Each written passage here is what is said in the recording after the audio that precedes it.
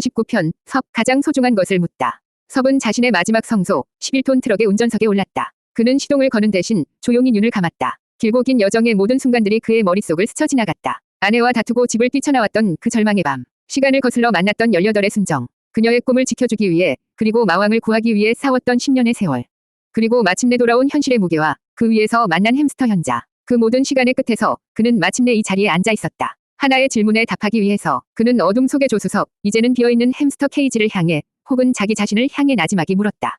현자여, 그대는 내게 물었지. 내가 진정으로 원하는 것이 무엇이냐고. 속죄가 끝난 후 무엇으로 살 것이냐고. 그의 목소리는 고요한 독백처럼 좁은 운전석 안을 울렸다. 나는 그 답을 찾기 위해 내 인생 전부를 되돌아보아야만 했소. 그는 자신의 과거를 떠올렸다. 성공에 대한 갈망, 돈에 대한 집착. 그는 그것이 자신의 행복이라고 믿었다. 하지만 그는 늘 공허했다. 그는 텅 빈 자신의 마음을 채우기 위해 아내의 꿈과 시간을 빼앗았다.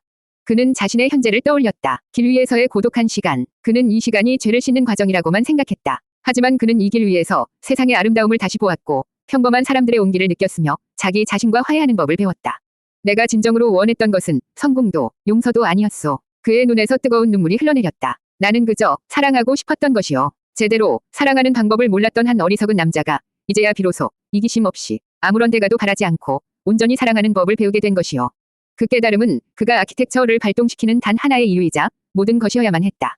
그것은 속죄를 위한 희생이 아니었다. 그것은 사랑의 완성이었다. 그는 다시 한번 스스로에게 물었다. 이 위대한 사랑을 완성하기 위해 나는 무엇을 바쳐야 하는가? 나의 가장 소중한 것은 무엇인가? 그는 더 이상 고민하지 않았다. 그는 이미 답을 알고 있었다. 그는 눈을 뜨고 운전석 창문에 붙여놓은 낡은 가족 사진을 바라보았다. 사진 속에서 아들 가람이가 그의 목에 매달려 환하게 웃고 있었다. 그리고 그 옆에서 아내 순정이 어색하지만 희미한 미소를 짓고 있었다. 그의 가장 소중한 것, 그것은 바로 저 미소를 다시 한번 보고 저 웃음소리를 다시 한번 들을 수 있는 아직 오지 않은 모든 미래였다. 50편, 나의 돈, 나의 목숨, 나의 시간.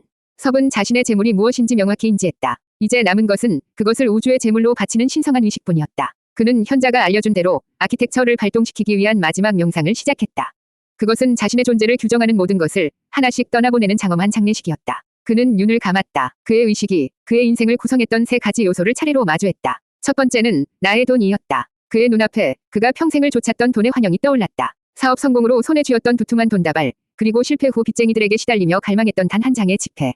그는 그 모든 것을 가만히 바라보았다. 이제 그것들은 그에게 아무런 의미도 없었다. 그는 조용히 선언했다. 나의 모든 재물과 재물을 향한 모든 욕망을 이제 놓아버리노라. 그 선언과 함께 돈의 환영이 한 줌의 재처럼 흩어졌다. 그의 영혼이 한결 가벼워졌다. 두 번째는 나의 목숨이었다. 그의 눈앞에 트럭커로서 고단한 삶을 살아가는 자신의 육신이 보였다. 땀 흘리는 몸, 지쳐버린 심장. 그는 한때 이 목숨을 버려서라도 모든 것을 끝내고 싶어 했다. 하지만 그는 이제 이 육신이 얼마나 소중한 것인지 알았다. 이 몸이 있었기에 그는 길 위에서 깨달음을 얻을 수 있었고 가족의 온기를 다시 느낄 수 있었다. 그는 자신의 몸에게 조용히 감사 인사를 건넸다. 나의 육신과 삶에 대한 모든 집착을 이제 내어놓노라. 그의 선언과 함께 육신에 대한 모든 미련이 사라졌다. 그의 영혼은 더욱 투명해졌다. 마지막으로 그는 가장 무거운 재물과 마주했다. 바로 나의 시간이었다. 그의 눈앞에 아키텍처가 보여주었던 미래의 환영들이 다시 한번 펼쳐졌다. 아들 가람의 손을 잡고 걷던 입학식 날, 청년이 된 아들의 결혼식, 그리고 주름진 아내의 손을 잡고 함께 걷던 노년의 황혼.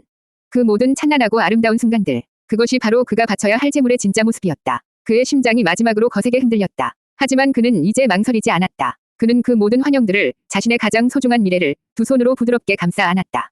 그리고는 자신의 영혼 깊은 곳에서부터 마지막 선언을 우주를 향해 외쳤다. 나의 돈과 나의 목숨과 그리고 나의 남은 모든 시간과 기억을 나는 기꺼이 나의 사랑, 홍순정을 위해 제물로 바치노라. 그의 마지막 선언이 끝나는 순간 그의 심장에서부터 아주 작고 눈부신 빛 하나가 피어오르기 시작했다. 빛은 순식간에 그의 온몸으로 퍼져나갔고 낡은 트럭의 운전석 전체를 환하게 비추었다. 세상의 모든 법칙이 그의 숭고한 희생 앞에서 잠시 숨을 멈추고 새로운 세계의 탄생을 지켜보고 있었다. 희생의 의식은 마침내 시작되었다. 51편, 아들 가람의 얼굴.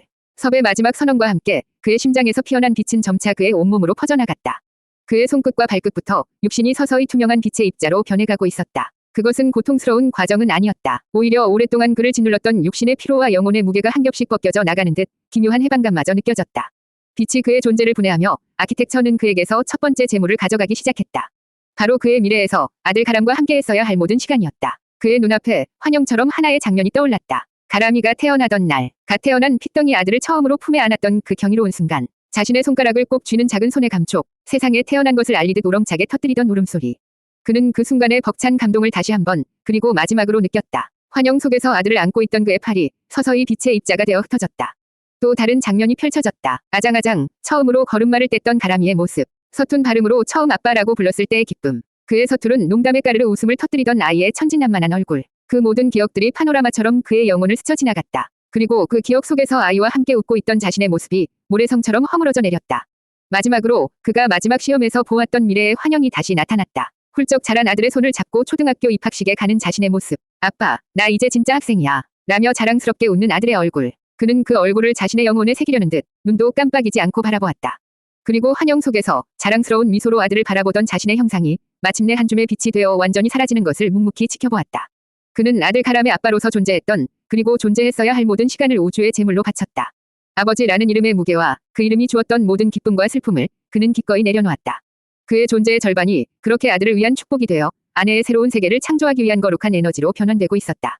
이제 그에게 남은 것은 그의 인생의 처음과 끝이었던 단 한 사람의 기억뿐이었다. 52편 가족 앨범 행복의 순간들. 아들과의 모든 시간이 소멸하자 아키텍처 위비츠는 이제 그의 남은 존재의 핵심, 아내의 순정과의 기억을 제물로 요구했다. 그의 눈앞에 낡은 가족 앨범의 페이지가 한 장 한 장 넘어가듯 그녀와 함께했던 모든 순간들이 펼쳐지기 시작했다. 첫 페이지는 양평의 맑은 햇살 속에서였다. 교복을 입고 세상에 어떤 그늘도 없이 환하게 웃던 18의 소녀. 그녀를 처음 보았던 그 순간의 심장 떨림. 그는 그 첫 만남의 기억을 기꺼이 우주에 내어주었다. 다음 페이지가 넘어갔다. 서툴고 어색했던 첫 데이트. 가난한 주머니 사정 때문에 분식집에서 떡볶이를 나눠 먹으면서도 세상을 다 가진 듯 행복했던 시간. 그는 그녀의 꿈이 담긴 낡은 일기장을 보았고 그녀의 꿈을 지켜주겠다고 약속했다.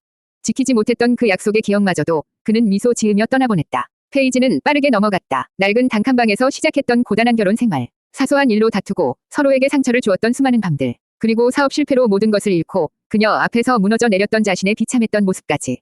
그는 자신의 모든 부끄러운 과거와 실패의 기억들을 단 하나도 남김없이 제물로 바쳤다. 환영 속에서 그는 다시 길 위에 트럭커가 되어 있었다. 그는 휴게소에서 아내에게 전화를 걸어 서툴게 그녀의 하루를 물었다. 어색했지만 다시 한번 그녀에게 다가서려 했던 그 작은 용기의 순간. 그는 그 기억을 소중하게 떠올렸다. 집으로 돌아와 그녀가 자신의 글을 읽어주던 그 밤의 평온함. 그녀가 건네주던 낡은 스웨터의 온기. 그리고 마지막으로 자신의 손을 마주 잡아주던 그녀의 따뜻한 손의 감촉까지. 그는 자신과 순정이라는 이름으로 엮였던 행복과 불행, 기쁨과 슬픔의 모든 순간들을 홍순정의 새로운 삶이라는 단 하나의 목표를 위해 기꺼이 제물로 바쳤다. 마지막 페이지. 그것은 빛바랜 결혼사진이었다. 턱시도를 입은 어색한 청년과 세상에서 가장 아름다운 신부의 모습. 그는 사진 속에서 환하게 웃고 있는 젊은 순정을 오랫동안, 아주 오랫동안 바라보았다. 그는 그녀의 행복을 빌었다. 이번에야말로 진심으로 나의 모든 시간과 기억을 당신에게 주니 부디 당신은 당신의 세상에서 가장 눈부신 꽃으로 피어나시오. 그의 마지막 염원과 함께 앨범의 마지막 페이지가 빛 속으로 타들어가며 사라졌다. 이제 그에게는 아무것도 남지 않았다. 섭이라는 이름도, 기억도, 존재도. 그는 오직 아내의 새로운 세계를 창조하기 위한 순수한 의지만이 담긴 하나의 빛나는 점이 되어 있었다. 운전석을 가득 채웠던 빛이 이제 모든 것을 집어삼킬 듯이 가장 찬란한 광망을 터뜨리기 시작했다. 53편 잔인한 결론, 피할 수 없는 선택. 섭의 존재가 순수한 빛으로 변해가는 동안 그의 의식은 시간과 공간을 넘어선 어느 고요한 영역에 머물러 있었다. 그의 앞에는 두 개의 길이 선명하게 펼쳐져 있었다. 하나는 그가 지금 막 제물로 바친 아들 가람과 함께 늙어가고 아내 순정의 곁을 지키는 평범하고도 찬란한 미래. 다른 하나는 아내 순정이 24살의 나이로 돌아가 작가의 꿈을 마음껏 펼치게 될 자신이 존재하지 않는 새로운 과거.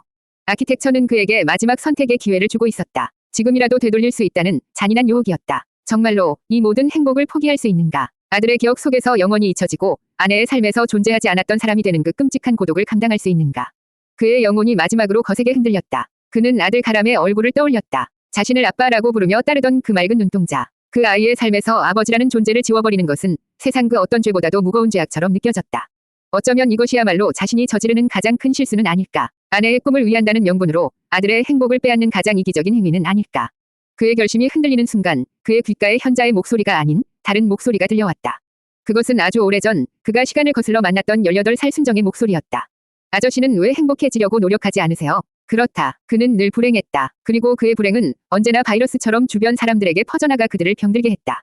미래의 그는 자신의 불행으로 아내 순정의 삶을 망가뜨렸다. 만약 자신이 이대로 현재의 삶을 선택한다면 그는 과연 행복해질 수 있을까? 과거의 모든 기억과 죄책감을 짊어진 채 그는 과연 가람이에게 좋은 아버지가 순정에게 좋은 남편이 되어줄 수 있을까?